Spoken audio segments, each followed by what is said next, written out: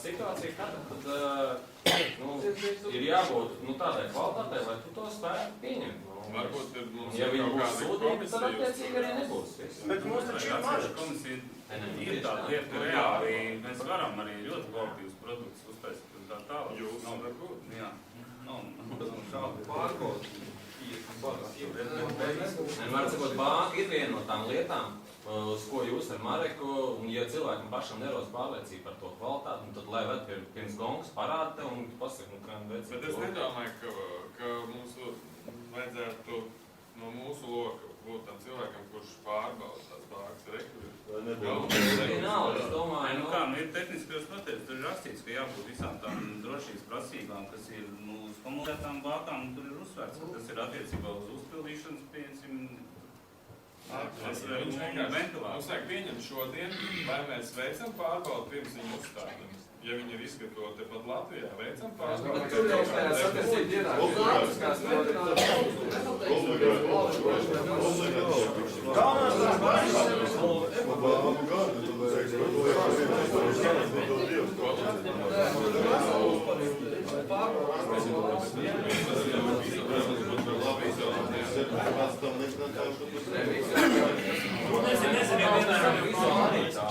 Kur uzņemties atbildību par to bāku?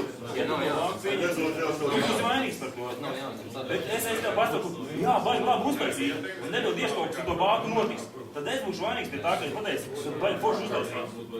Tu kaut ko tur bišķi nepareizi uztaisīt. Čo vajadzīgi? Par tām bākām.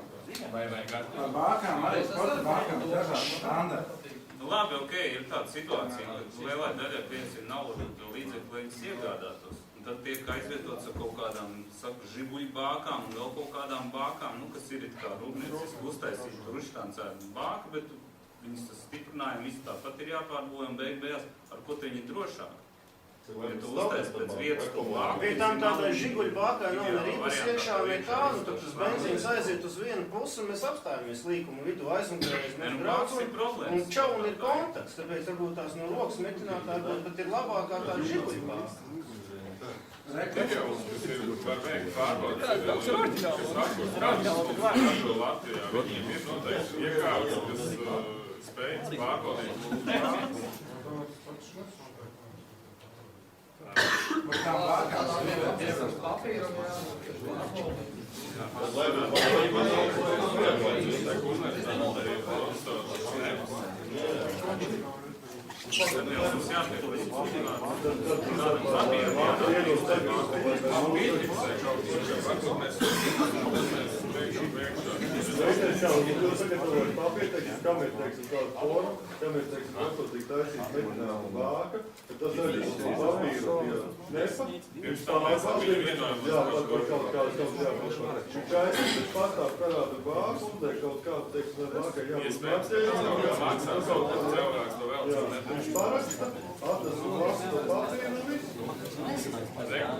Rekur par tām bākām.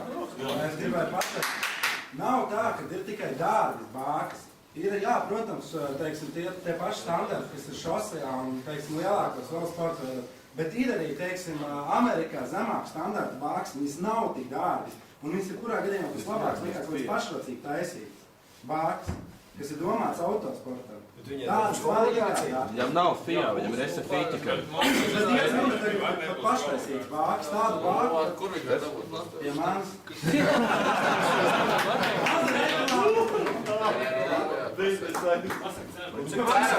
Kopš janvāra būs jāsaka. Cik ceru?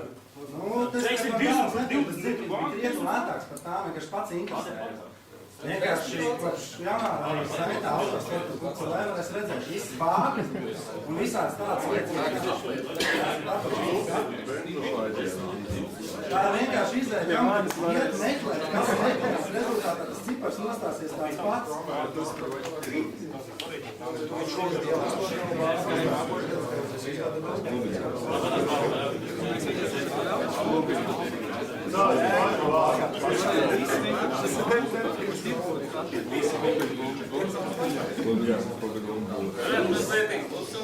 Es gribu par to homologāciju uzzināt.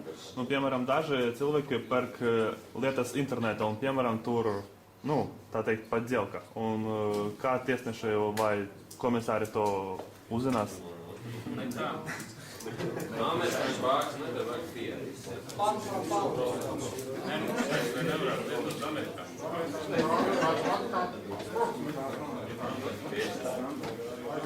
Bet, ja mēs atļaujam rokas metinām, Man ideāli.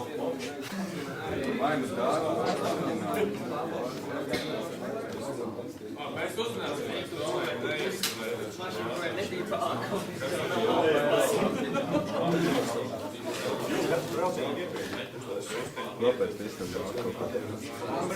Tā arī atbild, var likt, ne, teiksim, Pateiks, viņš uzzinās un pateiks. Mēs uzzināsim par tām pateicībām. Lai būtu oficiāli pārbaudē bākai. Principā, ok, pa bākām. Kā? Tāpat kā pašlaicīgā Cilvēka, kurš viņu pārbaudīja. Tā jau ir attiecīgi uzņēmis iespēja bākai, lai viņi pārbaudīja. Mēs esam cilvēki, kas pārbaudīs bāku. Tas apmēram viens tas pats, vai tu veikalā nopirkt sērstā bāku. Tad jābūt punktam sērstā bākai un viss. Vai arī nav jābūt punktam, vienalga metinam visu bāku. Brīvi izvēle, tā ir tā Mēs dara. gribam višķiņ tā kā nāk pretī, bet jūs tagad tā kā tomēr gribat, lai mēs Bet ir iespēja dabūt to bāku certificētu, kuru atbild un kuru tirgo Latvijā. Tas pats ādē pats vienam. Mēs apstījos katalogā ir normāla cena, normāla bāka. Bija jāsertificē. Ko es teiktu? Bija Es jāsertificē. nepildāju tik sīk lietas. Es domāju, Nu, ir divas dažādi tipi. Ir FIAM, ir kas neatbilst FIAM, bet arī izmantojams autosportā. Es piemēram domāju, ka tāds tāpatās būtu kaut kā labāk par metinu. Ot, es domāju, ka nē. Tāpēc, ka tāpat jau viņi nākamgad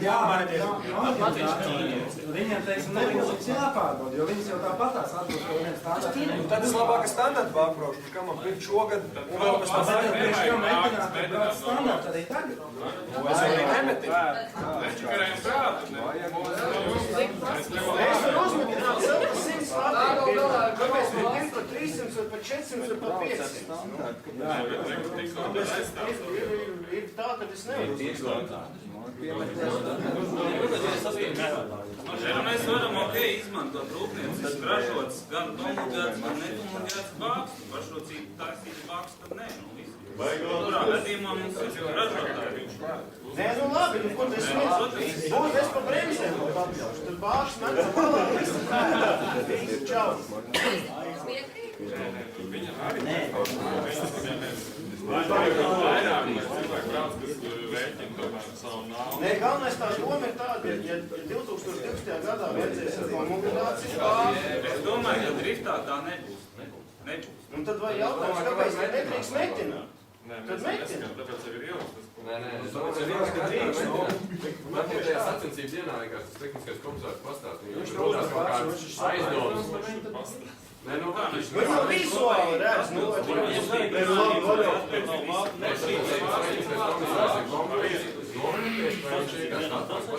Viņš nesaprot. Tā ir viņa kompetence.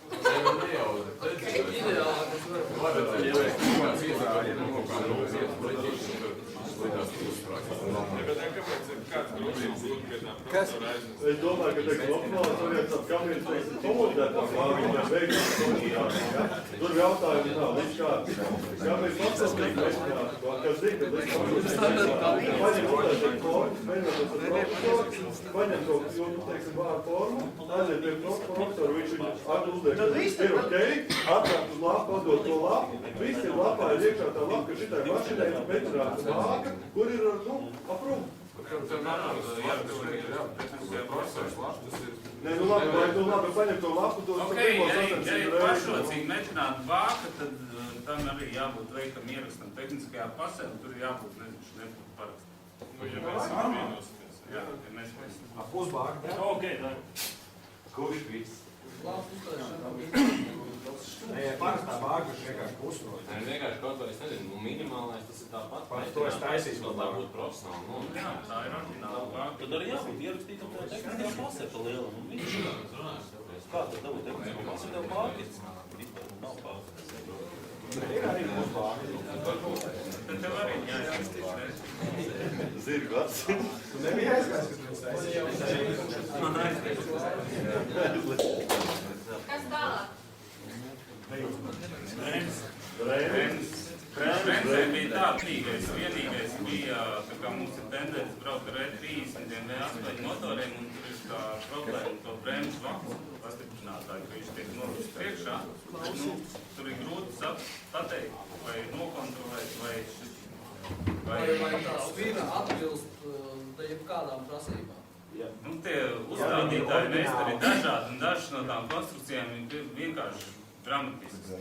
Ja es oriģinālu detaļu tādu, kādu nāk, teiksim, 34. 32. kuzavā ieliet tajā pašā E30, tad vienalga kādā mašīnā, nemainot viņas konfigurāciju.